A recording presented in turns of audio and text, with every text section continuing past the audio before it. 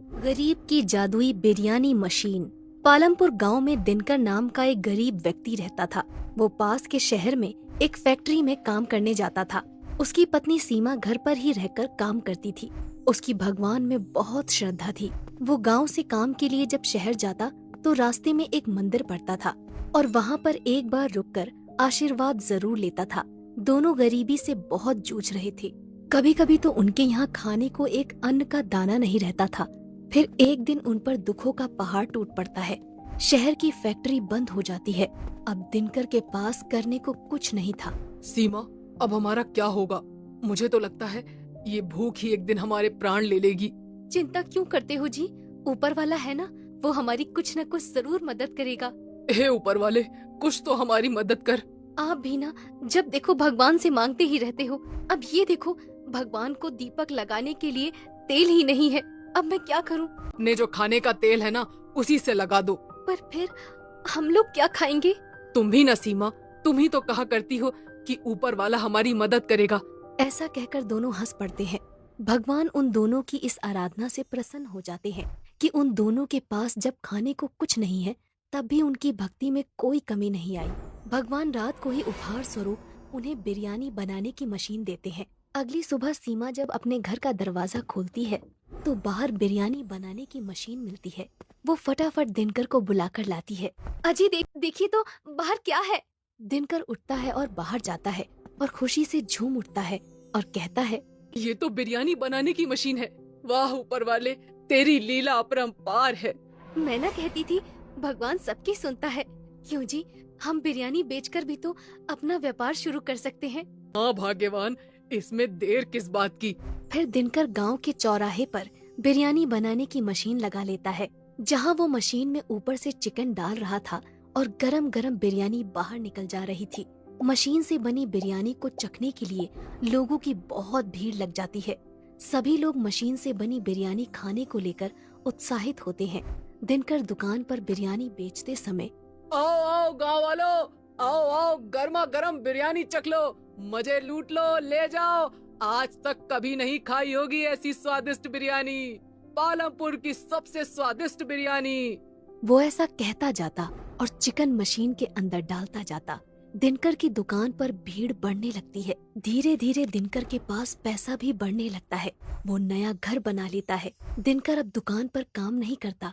उसने दुकान पर काम करने के लिए नौकर लगा लिए थे। दिनकर की बिरयानी दूर दूर तक जाने लगी। फिर उसने बिरयानी के दाम भी बढ़ा दिए थे। एक दिन जब दिनकर चिकन डालकर गरम गरम बिरयानी निकाल रहा था, तभी एक गरीब आता है और उससे बिरयानी मांगता है। पर वो बिरयानी के दाम सुनकर चौंक जाता है। बाप रे, इतनी महंगी। दिनकर कहता है, दिनकर की बिरयानी किसी गरीब के लिए नहीं है। खाना है तो खाओ वरना चलते बनो। ना जाने कहां कहां से चले आते हैं। बिरयानी खाने की औकात नहीं है और चले आते हैं मुंह उठा के। ऐसा मत कहो दिनकर, तुम भी तो एक गरीब थे। गरीब था मूर्ख, अब नहीं हूँ। वो दिन बीत गए हैं।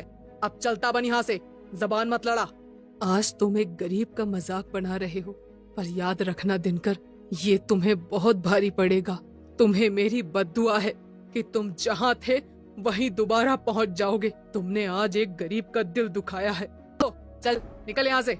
दिनकर ने अब पूजा पाठ करना भी बंद कर दिया था।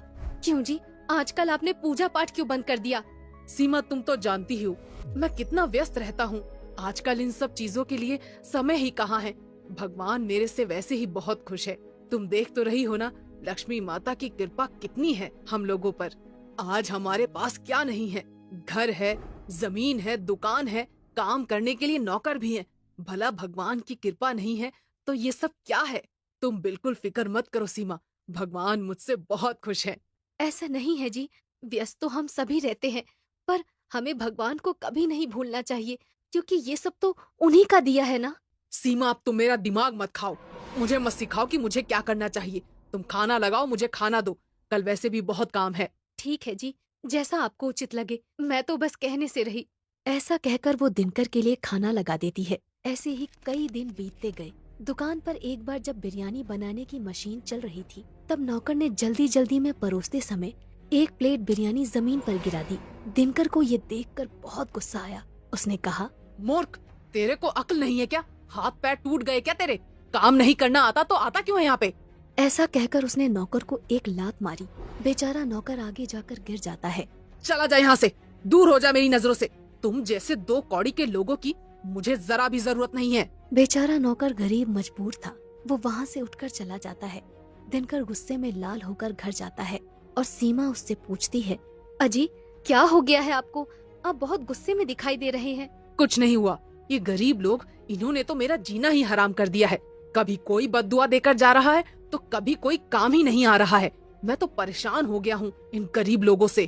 कैसी बातें कर रहे हैं आप? ऐसा नहीं बोलते हैं। मत भूलिए कि हम कहाँ से उठकर आए हैं। आप भी इन्हीं लोगों की तरह मजदूरी करने जाते थे। अब तुम मत शुरू हो जाओ सीमा। कहाँ से उठकर आए हैं, कहाँ से उठकर आए हैं, हर कोई मुझे यही बात याद दिलाता रहता है। मुझे भी पता है कि मैं कहाँ से उठकर आया हूँ, नहीं भूला हूँ मैं। पर क्या अब भी ऐसी ही जिंदगी जीता रहूं? अमीर हूँ, अमीर की तरह रहूंगा। ऐसा कहकर दिनकर सोने चला जाता है। अगली सुबह दिनकर दुकान पर जाता है और मशीन चालू करता है और ऊपर से चिकन डालना शुरू करता है। पर ये क्या, वो देखता है कि बिरयानी बनकर निकलती ही नहीं है। बाहर ग्राहक भीड़ लगाकर खड़े रहते हैं। बिरयानी लाओ भाई, दिनकर भाई बिरयानी लाओ। अयो सब्र रखो, पता नहीं आज ये बिरयानी की मशीन क्यों नहीं चल रही है। दिनकर फिर मशीन चालू करता है पर मशीन फिर भी चालू नहीं होती है। दिनकर मशीन ठीक करने वाले मिस्त्री को बुलाकर लाता है। एक मिस्त्री मशीन ठीक करने आता है। दिनकर मिस्त्री से कहता है, मिस्त्री भाई जरा देखो ना, कहीं कचरा तो नहीं फंस गया।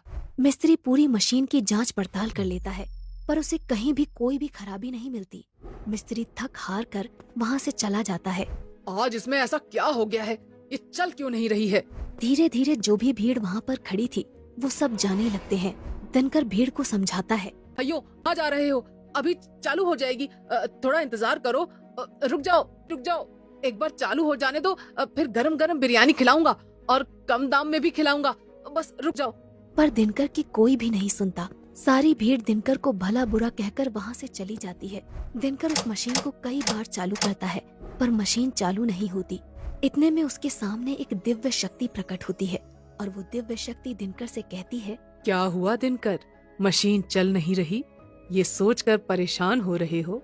जी भगवान, अब ये मशीन कभी नहीं चलेगी दिनकर। नहीं प्रभु, ऐसा मत बोलिए, मुझसे ऐसा क्या पाप हो गया? तुम्हारे पाप का घड़ा भर गया है दिनकर। तुम भूल गए कि तुम कहाँ से हो और कहाँ से आए हो। तुमने गरीबी का मजाक बनाया है, गरीब लोगों को बिरयानी नहीं खिलाई। अपने यहाँ काम करने वाले नौकरों को तुमने लातों से मारा है। तुमने जितने भी पुण्य किए थे वो सारे खत्म हो गए और जिस गरीब को तुमने बिरयानी नहीं खिलाई वो गरीब और कोई नहीं, इंसान के भेष में मैं खुद था। मुझे माफ कर दीजिए प्रभु, आगे से ऐसी कोई गलती नहीं होगी, कभी नहीं होगी। मैं कभी किसी गरीब का मजाक नहीं बनाऊंगा और मुफ्त में गरीबों को बिरयानी खिलाऊंगा। पर मेरी मशीन वापस चालू करवा दीजिए। अब मेरे हाथ में कुछ भी नहीं है दिनकर, सब तुम्हारे कर्मों का फल है। तुमने घमंड किया, इसकी कीमत तो तुमको चुकानी पड़ेगी। ये सब तुम्हें पहले सोचना था।